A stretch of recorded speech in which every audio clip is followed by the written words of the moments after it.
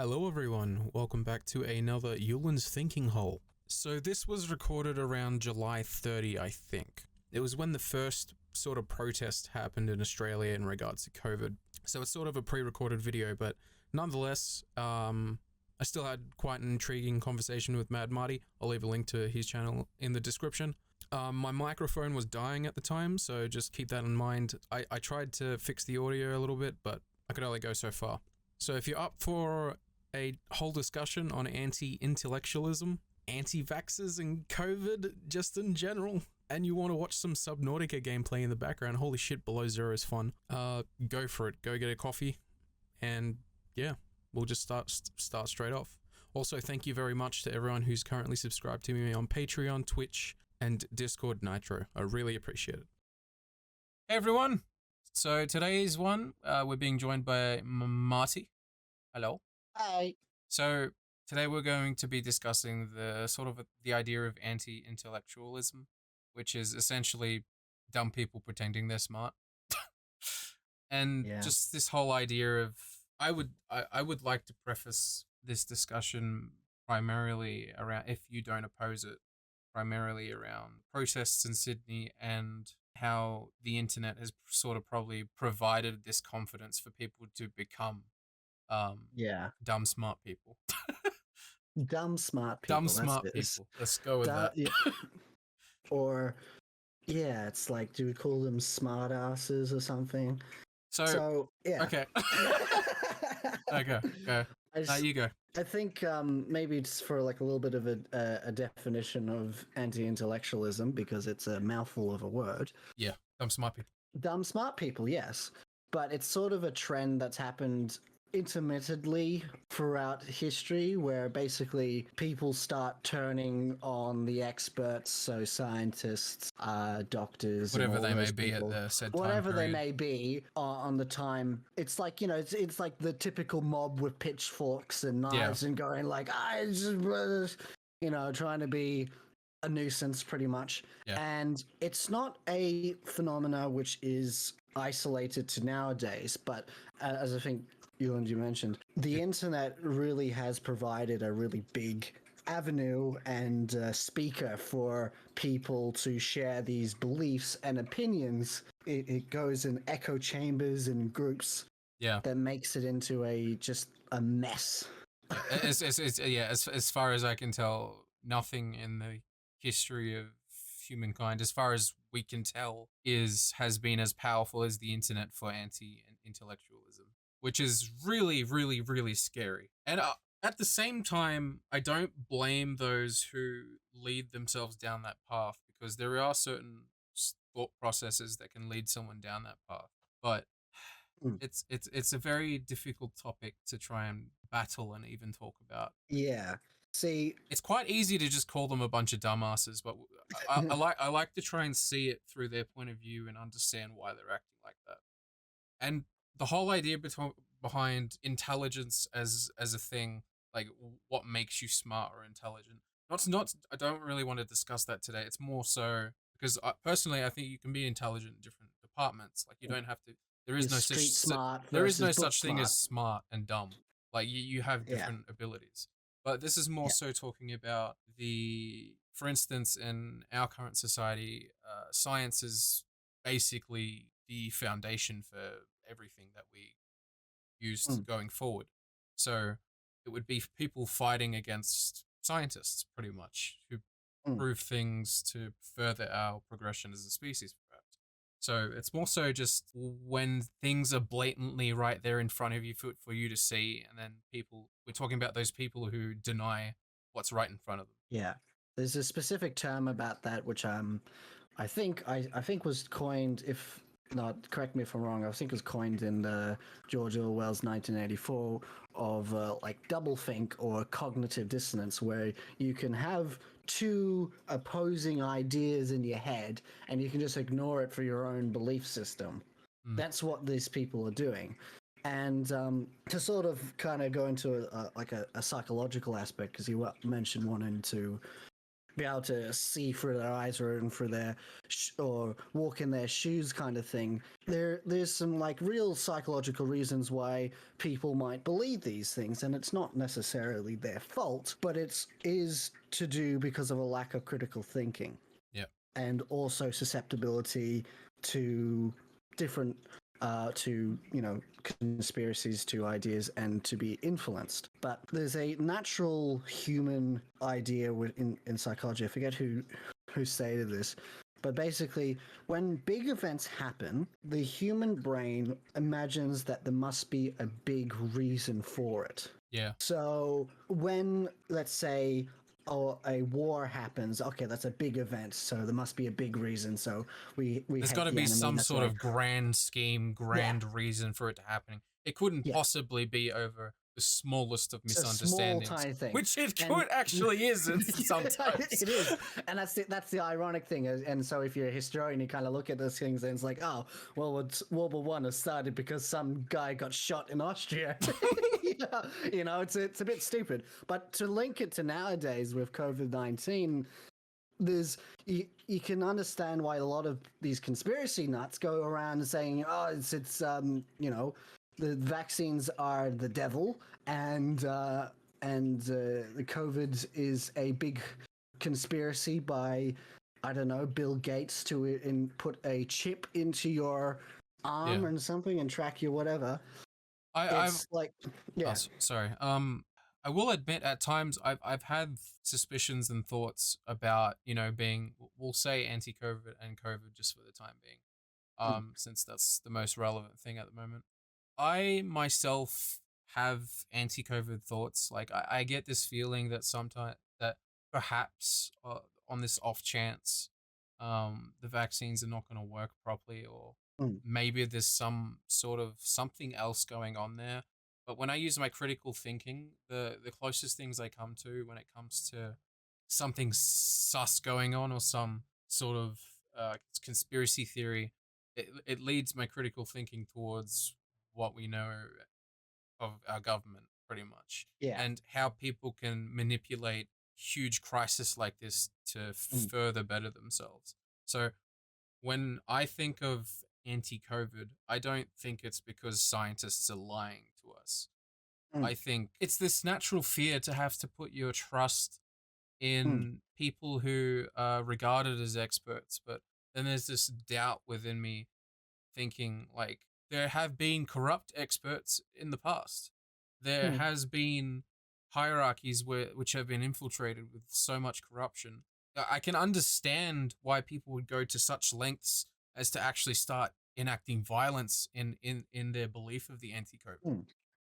But the difference with those kinds of things, yes, there's corruption. Yes, there's problems with and in the background, but the thing is, COVID doesn't benefit the elites whatsoever. If you're talking about from like a structural conspiracy kind of understanding. Oh, that's not what I meant. I meant as in like I think what most of what most of, if you've seen the TikTok videos, what most of them are like, they're trying to use it to control where we go and stuff. I can understand. COVID passports, is that what you mean? What was that?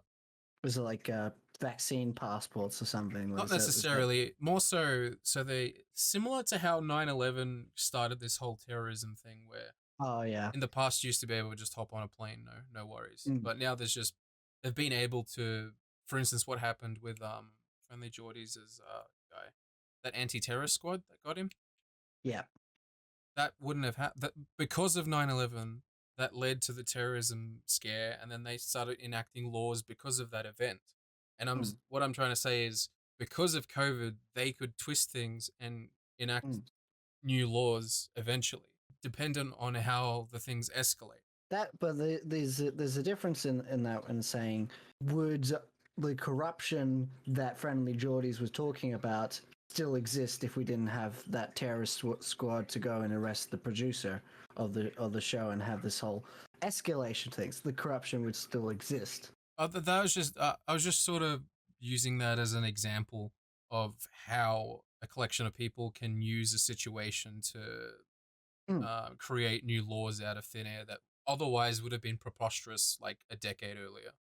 yeah, So but again, this is why the experts, the scientists, the doctors, and people that understand diseases, and people who want to immunology and all help, this stuff. basically. Yeah, people that want to help, they tend not to be the people in charge because being a politician, being a leader, tends to put you into a position and tends to make people that are selfish and are career driven to a fault.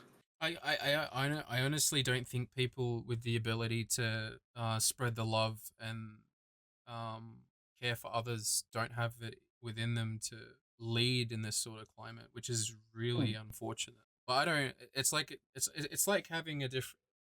It's like being when you're born, some magnificent being just stamping exactly what you're gonna be when you're gonna grow up, pretty much. Yeah. Yeah, well, this is sort of, that's divulging into a whole different kind of debate. But, like, in terms of this conspiracy theories, a lot of people then point to religion, God, and stuff. And I find it very ironic because there are intellectuals in religious groups.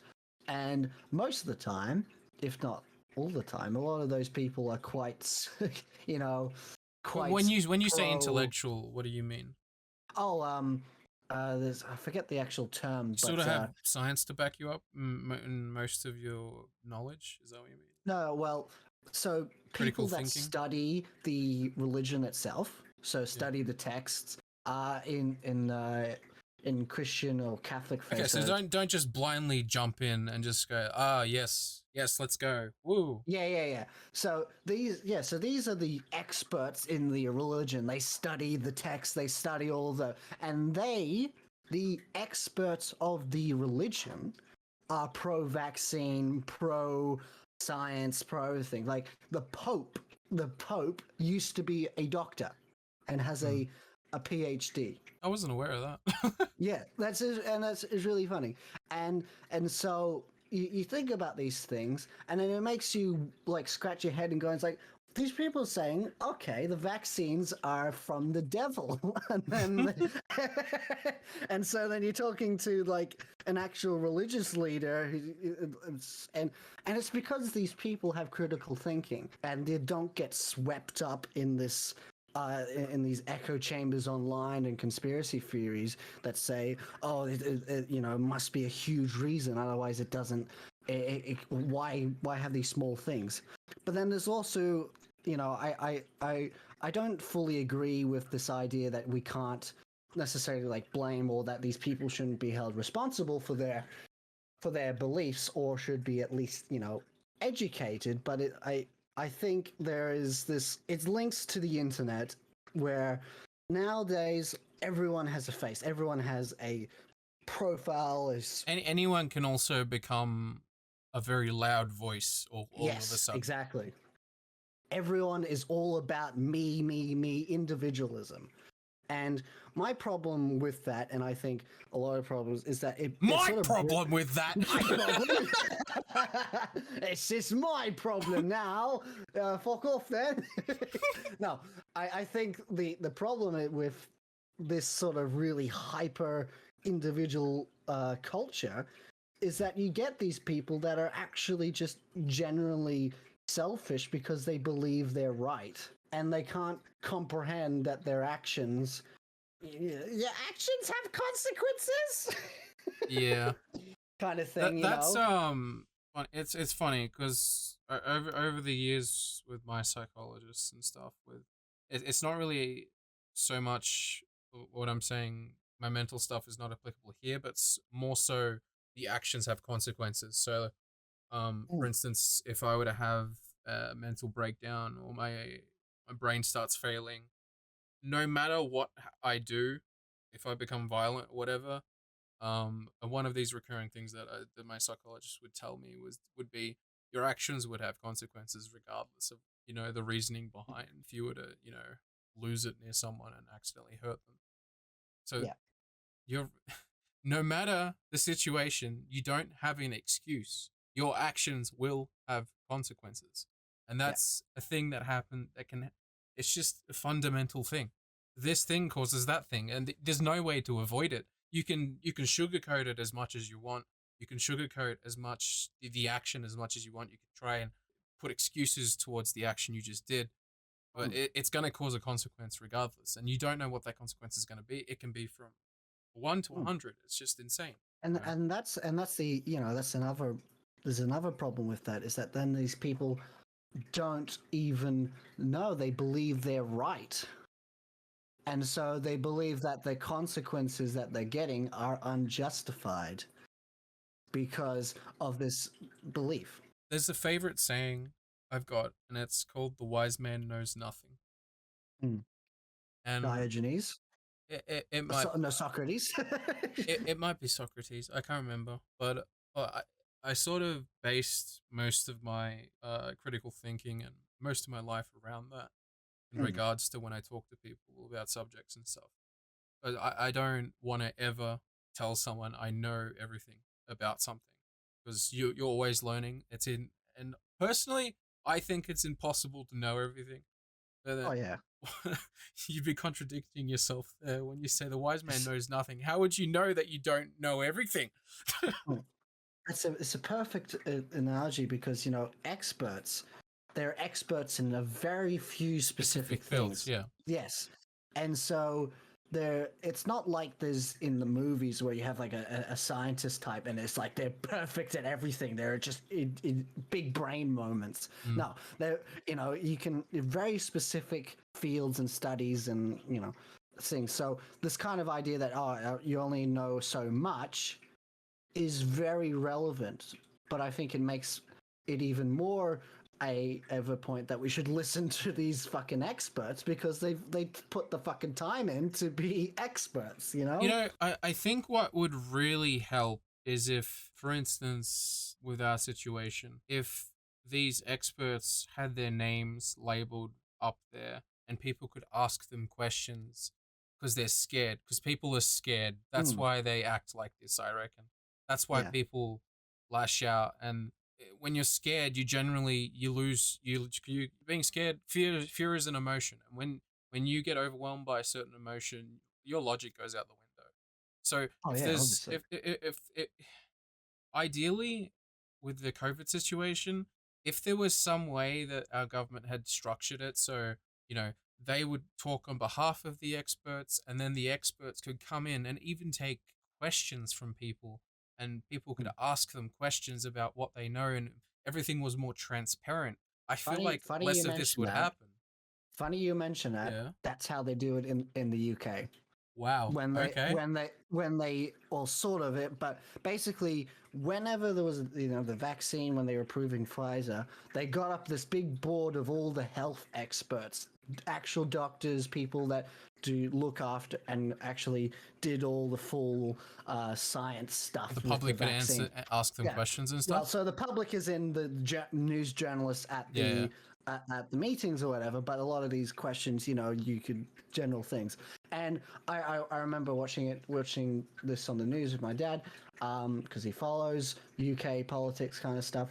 And there's just this board, and they go through and they really explain and go into depth.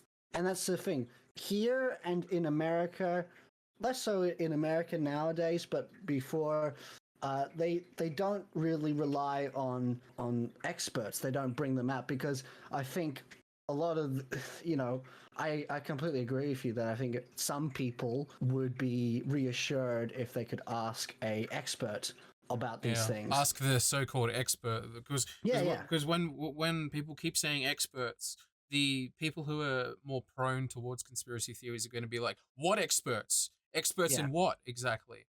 So I can understand their frustration. But the problem then here and in some other countries is that I think a lot of people just don't have the patience. Patience is virtue. I know that sounds like a little bit discouraging, but it's kind of true, because you just have a look at the politicians we elect. They're all spinsters. They all they all, Have you seen them go at it in the fucking Oval Office when they Yeah. go to debate? They're just fucking a bunch of monkeys throwing shit at each other, pretty much. Exactly. And it's all about like that show and not actually any substance, you know? So And I feel like it comes down to this whole anti-intellectualism. Do you think it's sort of a byproduct of just horrible leadership? yes and no. It's kind of like it's all mixed into. Well, obviously not the whole reason, but Yeah, but no, it's it definitely is one a of the larger part. causes. It's a large part of it because if you have more open and transparent leadership with these things, because our government hasn't really been very. It hasn't done a good job in vaccines, and it's already admitted that and try to put it under the rug. But anyone can say, when the government doesn't do a good job in vaccines and it does these mixed messaging, it's a no-brainer that some people go like, "What the fuck, mate? Yeah. What's this all about?" And then and so like the prime minister, he's like before, it's not a race. It's not a race. You don't, just relax with the vaccines. And now we need to go for gold with it. Now that there's a big outbreak in Sydney, it's that lack of trust with the institutions, and it doesn't help that the media then puts and helps those people that are in power stay in power because it benefits them. So you're absolutely right in saying that the government and things creates some I didn't of know this. that about the UK. Sorry for cutting you off. I didn't know No, that. that's I'm fine. sorry. I'm just fucking dumbfounded about how you said the UK does that. That's such a better way of doing it. Like than us. they got the representatives from Pfizer to come in as well and they got showing the graphs and stuff and saying, "Oh, this is how we did the testing. We did it in 5 stages. Wow. This, and that, and it's all live public broadcast." And this is more of a European kind of thing where they trust the experts a little bit more. But there's also other things in Europe. It's not saying Europe's perfect in this sense. Like they have the same effort. There's different attitudes to when it's a different attitude. But I think it's. But I also think that the Brits, they're a little bit more patient.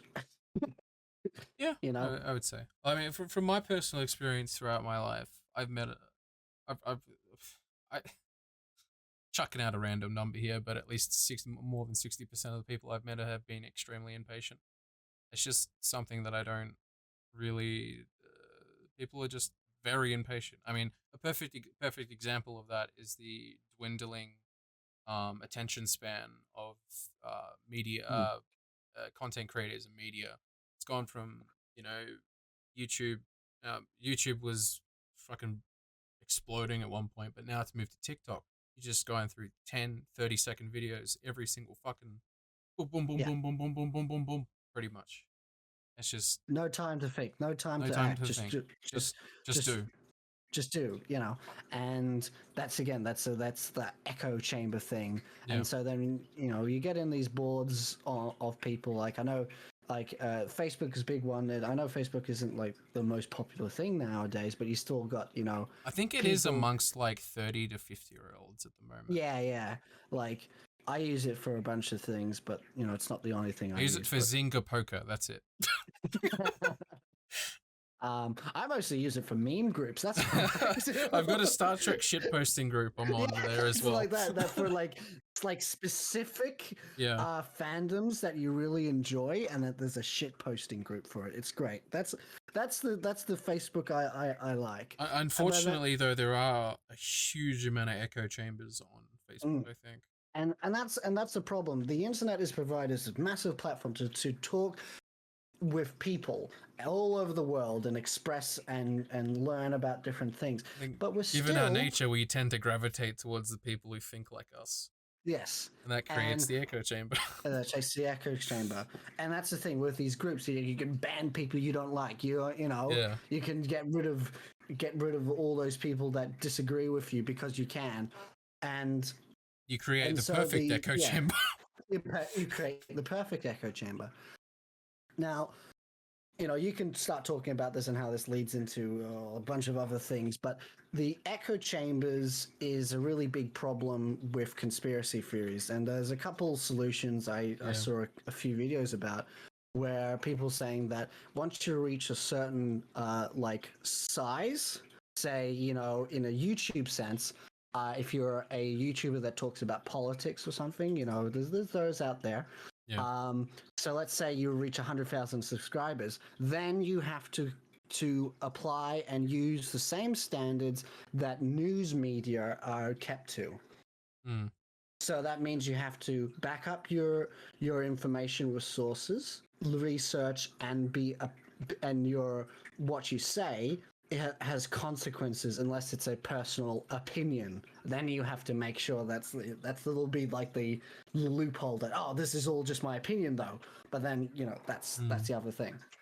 Yeah, that was one solution. So people that say have these big followings, then as is with everything, I'd imagine. Like the more amount of people you get in a certain area, the more effect it's gonna have overall. So I guess like maybe closing statements maybe about anti-intellectualism. Like personally, my whole I'm against the term intellect being intellectual, smart, dumb, all of that. But for the purposes of this conversation, I'm putting up with the anti-intellectualism thing. I understand the whole premise of it as well. I'm not arguing that it doesn't exist and all that, but like. No, I agree that there's different kinds of smarts, but intellectualism, an intellectual is mostly like a book smart person. Yeah, the sort of like I don't know. I can talk about the whole ideology behind intellectualism as smart as forever. For the purposes of this, it's not saying video, like people that are intellectuals are superior than others. I don't want to put that in, make that seem. That's what I'm saying. Like aside from the actual experts and doctors and stuff, when it comes to those specific topics, you should listen to them. I'm not saying they are automatically better than you just because they've got a PhD. No, fuck that. I guess to close, I think like I think my philosophy is that I think we should be more open and have teach people to think more critically. I think transparency from those who need to supply the information, and then the critical thinking and patience from those who need to receive the information, like the critical thinking and the curiosity and the just being open to the idea that perhaps these experts are not wrong, like just be open. just being open to the idea, pretty much. Just that, and that can be applied to anything, but especially in this situation. Like, holy shit! Like, put on the John K. What was it? What's his name? You don't say that meme. I'll leave that with that. I can definitely my closing thing for this, I guess, is I can see where all this frustration. I can see why people are acting like this, and as I'm gonna use the word here, even though I don't like using it, as stupid as they are, I don't blame them for acting like this, given the situation, given how our government's reacting to it all, how everything's just structured, and on top of all that, people are losing their jobs as well. Like the lockdown's killing people's jobs, killing people's lives. I've read quite a few areas on the internet forums, a few Discord servers as well. People's relatives are just dying because they can't get into the hospitals, and that would send anyone over the edge. Especially, like, imagine someone with like already pre-existing mental problems. They just fucking go loopy if something like that happened. When these people get free reign to do whatever they want in terms of conspiracy theories, people die. That's just because of COVID, because of whatever health issues and other things. It's just the consequence of letting this run rampant is death. As morbid as that. And it's funny. the consequence of protesting leads to more lockdown, and the consequence of going through the lockdown leads to lockdown still. People will die regardless. However, I think It's, one of them amplifies it a bit, and that's the yeah. my opinion at least, probably the protesting. But once again, I don't blame them for doing that, given the whole climate. That our government is fucking fucked, in my I do. opinion. I blame them. You They're dumb. you blame them? Well, I just can't. that's the, yeah. I will admit they're fucking idiots. I, I, I feel like I can see what they're seeing and I why put they're the doing blame it. as far as to say that they should be their actions have consequences, and that they Definitely. should be, you know, that's Like, the sort of blame I'm talking about. yeah, like that's a definite thing. Yeah.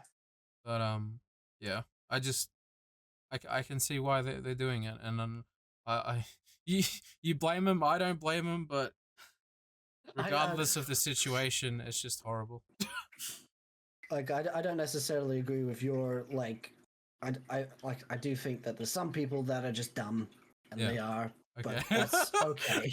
I know that disagrees with you, That's okay. and like it's not like they're bad people. It's just they're dumb, and there's nothing wrong with that, you know. But it's okay. It's okay to be dumb, people. It's okay to be dumb. Oh, we're gonna have a fucking heated debate about this another time. But yeah, the whole idea behind smarts and dumbs is, I'll just call That's it another thing. smarts and dumbs For is a another different thing. day. Another day. But yeah, I really hope things turn out okay. Mm. Like I'm actually really worried for this country at the moment. Like really, I haven't sort of seen this.